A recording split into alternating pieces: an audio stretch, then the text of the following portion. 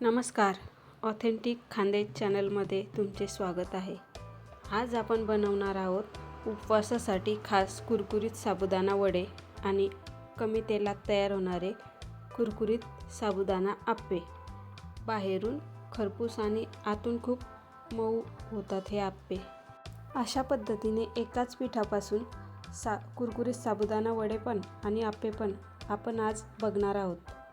चला तर मग आपण आता रेसिपीला सुरुवात करूया. त्यासाठी आधी मी साबुदाणा घेतलेला आहे 2 वाटी. साबुदाणा स्वच्छ धुवून 4 ते 5 तासासाठी भिजत ठेवायचा. खूप जास्त पाणी टाकायचं नाही साबुदाण्यामध्ये. थोडंसं साबुदाणा भिजला पाहिजे आणि थोडंसं पाणी वरती तेवढंच टाकायचं. त्यानंतर झाकण ठेवून द्यायचं. 4 तासांनी साबुदाणा बघायचा. बघ आपला साबुदाणा चांगला भिजून तयार आहे. आता त्यासाठी अर्धी वाटी शेंगदाणे घेतलेले. शेंगदाण्यांना भाजून घ्यायचं. त्यानंतर मी 4 बटाटे घेतलेले. बटाटे पण उकडून घेतलेले. बटाटे थंड झाल्यावर सोलून घ्यायचे आणि त्यांना खिसणीने खिसून घ्यायचे किंवा मग तुम्ही मॅशरने सुद्धा मॅश करून घेऊ शकता किंवा हाताने पण चुरून घेऊ शकता. त्यानंतर साबुदाणा एका ताटामध्ये काढून घ्यायचा. त्यानंतर बटाटा पण टाकून घ्यायचा त्यामध्ये. त्यानंतर भाजून घेतलेल्या शेंगदाण्यांचं पण बारीक कूट करून घेऊ मिक्सरला.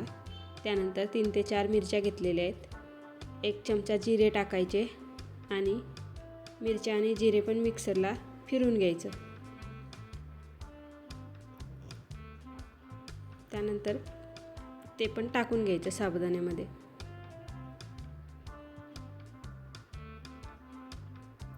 आता आपण चवीप्रमाणे मीठ टाकू. तुम्ही सेंधा नमक सुद्धा टाकू शकता. त्यानंतर लिंबू पिळायचं 1. लिंबू टाकल्याने खूप छान चव येते, त्यामुळे लिंबू टाकायचं. आता आपलं लिंबू टाकून झालेलं आहे. आता आपण सर्व मिश्रण एकजीव करून घेऊ. मस्त छान मिक्स करायचं आणि गोळा तयार करायचा एक. त्यानंतर गॅसवर कढई ठेवू. कढईमध्ये तेल तापायला ठेवून देऊ. त्यानंतर हाताला थोडंसं तेल लावायचं म्हणजे बॅटर हाताला चिटकत नाही ते पीठ. आणि अशा प्रकारे वडे आता आपण बनवून घेऊ. तेल तापते तिथपर्यंत वडे बनवून घ्यायचे. बघा, खूप जास्त मोठा पण नाही करायचा, एकदम छोटा पण नाही करायचा आणि खूप पातळ पण नाही, खूप जाड पण नाही. अशा प्रकारे आता आपण वडे बनवून घेऊ. तुम्हाला हवे तेवढे वडे तुम्ही बनवून घ्यायचे. बघा अशा प्रकारे वडे आता बनवून झाले. तेल आता तापून झालं आहे. गॅसची फ्लेम कमी ठेवायची थोडी आणि वडे टाकून घ्यायचे. वडे आता थोडे खरपूस व्हायला लागले का मग पलटून घ्यायचं. नाही तर खूप आधीच पलटवलं तर मग चिटकतो वडा. अशा प्रकारे आता आपण वडे पलटत राहू थोड्या थोड्या वेळाने. बघा आता किती मस्त कलर येतोय वड्यांना. बघा किती मस्त झाले. खूप जास्त फ्लेमवर जर वडे तळले ना तर आतून तर वडा कच्चाच राहतो. वरतून दिसतो आपल्याला तळलेला आहे, पण आतून वडा तळला जात नाही. त्यासाठी कमी गॅसवरच वडा तळायचा. अशा प्रकारे आपण आता सर्व वडे तळून घेऊ मस्त. आता बघा आपले सर्व वडे तळून तयार आहे. आता आपण जे राहिलेलं बॅटर होतं आता त्याचे आता आपण आप्पे बनवून घेऊ. आप्प्यांसाठी असे छोटे छोटे गोळे तयार करायचे आणि त्याला थोडंसं प्रेस करायचं फक्त, एकदम जास्त नाही. अशा प्रकारे आता आपण आप्पे पण बनवून घेऊ. आप्पे बनवून झाल्यानंतर आप्पे पात्र ठेवू गॅसवर आणि थोडं थोडं तेल टाकायचं. एकदम खूप जास्त तेल लागत नाही आप्प्यांना. त्यानंतर एक एक गोळा टाकून द्यायचा. बघा आता टाकून झाल्यानंतर झाकण ठेवायचं.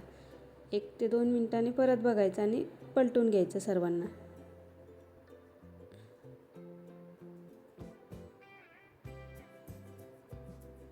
त्यानंतर आता आपण परत झाकण ठेवून देऊ 1 ते 2 मिनिटासाठी.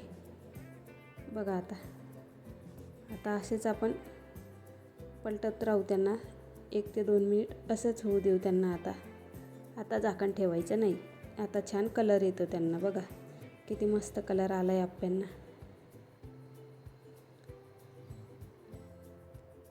आप्यांसोबत दही जर तुम्हाला घरी बनवायचं असलं ना, तर दह्याची लिंक पण डिस्क्रिप्शनमध्ये दिलेली आहे, बघून घ्यायचं जर बनवायचं असलं तुम्हाला तर.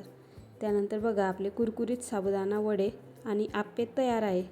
तुम्हाला जर अशाच नवनवीन रेसिपी हव्या असतील तर चॅनलला सबस्क्राईब करा. व्हिडिओ आवडला असेल तर लाईक करा, शेअर करा आणि कमेंट करायला विसरू नका. आणि येणाऱ्या उपवासाला तुम्ही पण असे साबुदाणा वडे आणि आप्पे नक्की बनवा. आप्पे आणि वड्यांसोबत दही खायला खूप चवदार लागते, त्यासाठी दही पण नक्की बनवा आणि वडे आणि आप्पे यांचा स्वाद घ्या. थँक्यू.